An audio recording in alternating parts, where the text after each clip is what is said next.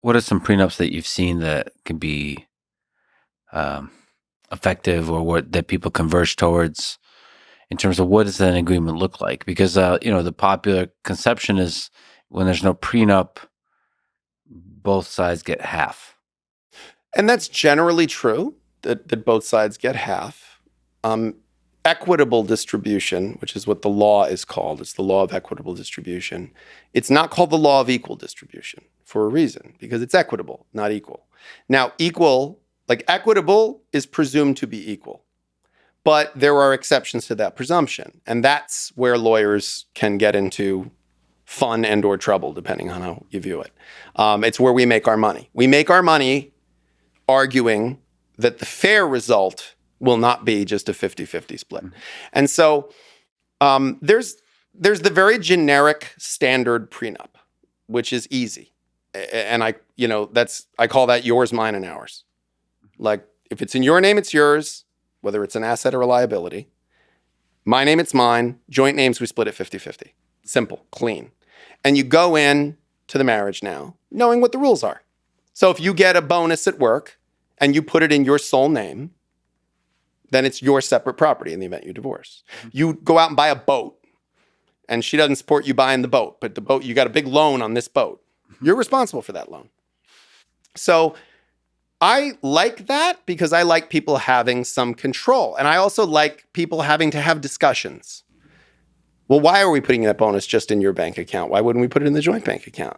We should have that discussion while we're married, not when we're in a divorce lawyer's office 10 years later, because we should be able to talk about those kinds of things.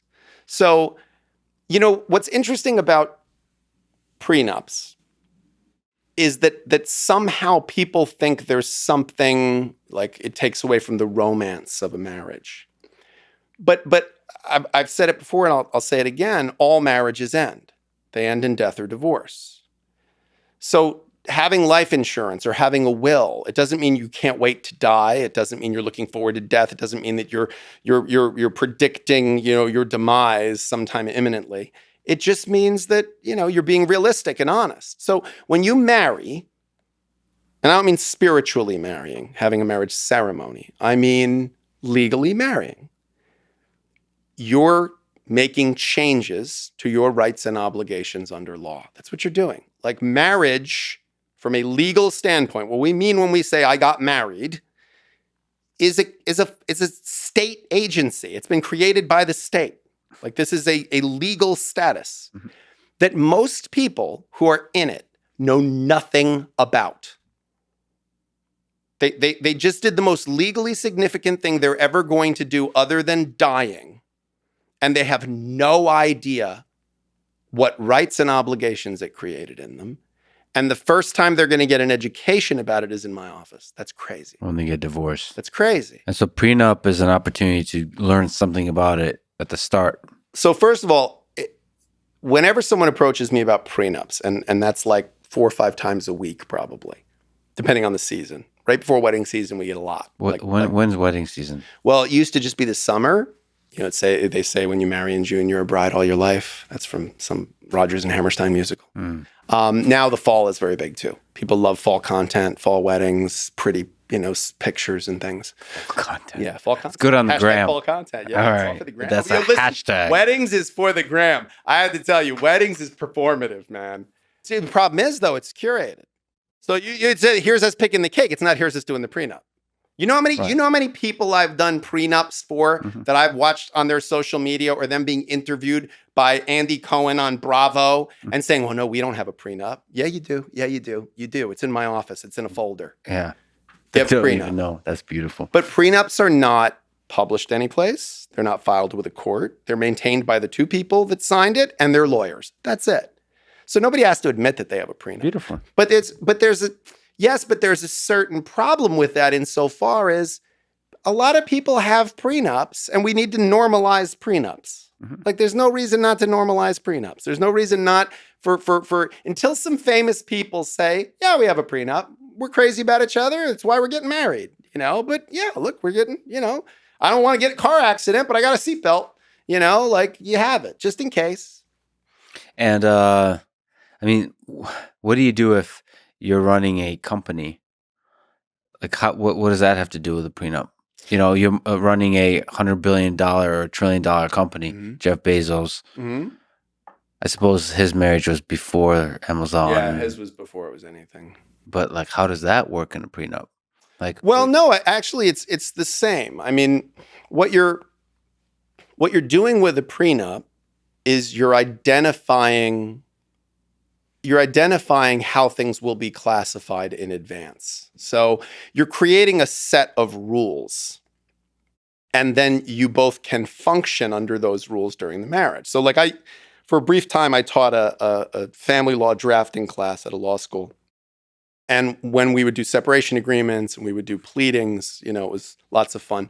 When we would do prenups, I would say to the students, what's the main thing you need when you're doing a prenup? And they would say, well, you need asset disclosure. And I'd say, well, that's not the main thing. And they'd say, well, you need, technical language. I said, nope. The main thing you need is a crystal ball. The main thing you need is the ability to see what's going to happen in the future. Who's going to have money, who's not, who's going to be successful, who isn't, what people will inherit. Problem is, we don't have that. We don't have that. So what can we do? We can create tranches. We can create structures. We can create systems. And then people can live with those in mind. You enter the game knowing the rules, right? So if this is going to be a submission-only event. If this is going to be no time limit. If we're after a certain number of minutes, we're going into points now, okay? So I can work with that rule set, and I'm going to amend my game based on that rule set. Same thing. You're just going to say, look, what's the rule set? Let's agree on the rule set. And then let's conduct ourselves with the rule set in mind. Let's plan with the rule set in mind. And I think that, and by the way, and if you're going to cheat, you cheat with the rule set in mind. You're cheating, right? You're trying to get around the rule set. So prenups are, when I do a consult for a prenup, the first thing I do is, here's what's going to happen legally if you marry without a prenup. Here's what happens to your rights and obligations. Then, what we can change with that, there's almost no limit. You can amend anything you want to. The example I always give is there was a case that went up to the appellate court where a high net worth guy married a very beautiful woman. And there was a provision in the prenuptial agreement that said for every 10 pounds she gained during the marriage, she would lose $10,000 a month in alimony if they divorced. And here's her baseline weight as of the time of execution of this agreement. And I wondered if she was did what a wrestler does. Like, did she did she bulk up right before and then cut when she eventually got divorced? Like, is she in there with sauna, with the suit on?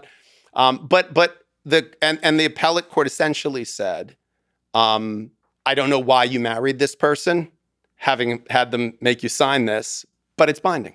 Yeah. But it's binding. I wish somebody would do a contract like that. Like the rent for this place would be more expensive if I was fatter and cheaper if I was skinnier. Mm-hmm. And that way I would have to weigh in.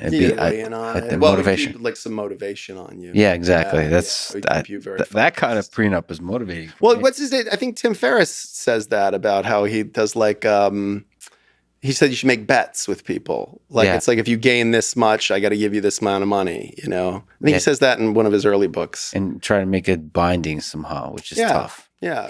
I think when we create incentives of that kind, that's why there was the no nut November, or no shave November, sober, all this. Yeah. It was a competition. When people make a competition of something, they gamify something. It makes it something that people are more likely to stick with. So, I mean, I guess a prenup be interesting. The problem is there's also people put in prenups what's called fidelity clauses. Uh-oh.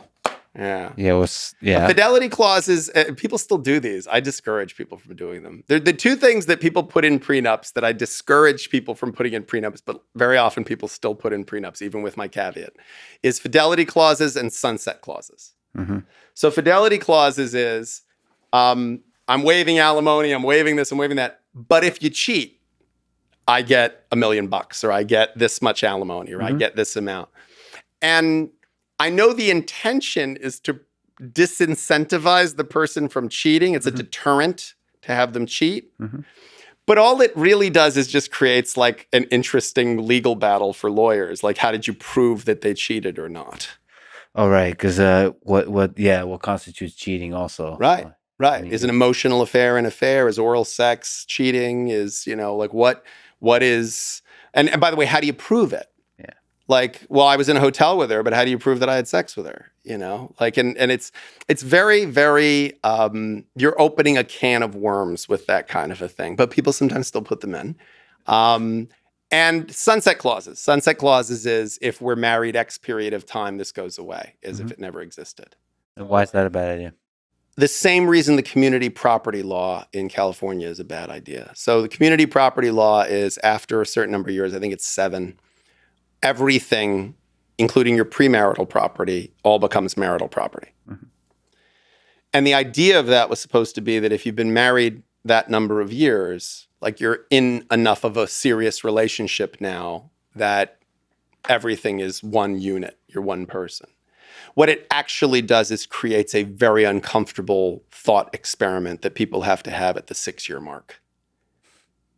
Because you have to, now the honeymoon's kind of over, you might have a kid or two, and you go, okay, wait a minute.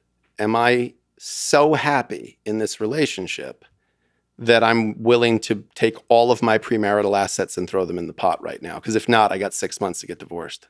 Yeah. Like, and that's not, so like if you say to someone, like if you got married tomorrow and then you found a company that's worth $100 million and under your prenup, that's your separate property. But there's a sunset clause that says that your prenup goes out the window in 15 years. Man, at year 14 and 6 months, you got to ask yourself some serious questions about where's this relationship going to be in 5-10 years. That's brilliant. And that's why, kids, you pay for a lawyer. That's it. We get paid to see around corners, I get paid to be paranoid. I tell people that all the time.